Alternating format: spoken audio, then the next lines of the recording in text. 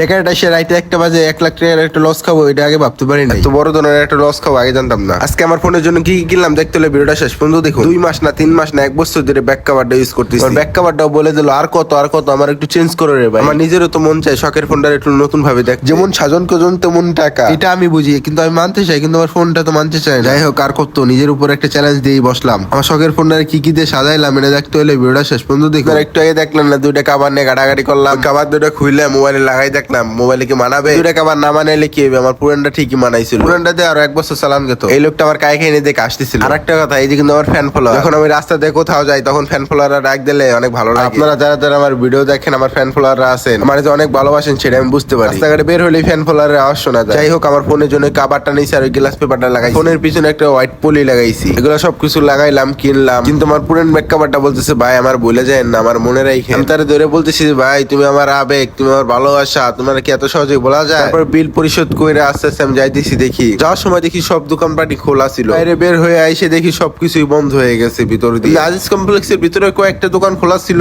আর বাইরে দিয়ে সবই বন্ধ হয়ে গেছে। এখন আমার যাইতে হইবে কুখ্যাত বিখ্যাত ভাইরাল ছোলা খাই। ছোলার প্রেমে একদিন পড়ছিলাম আর উঠতে পারলাম না, হিন্দি যেদিনই তাই সেই দিনই খাই। আপনারা কে কে নজরুল ক্লাবের সামনে থেকে ছোলা খান কমেন্টে জানাই দিন। আজকের ভিডিওটা এই পর্যন্তই, সবাই ভালো থাকেন, গুড বাই, আল্লাহ হাফেজ।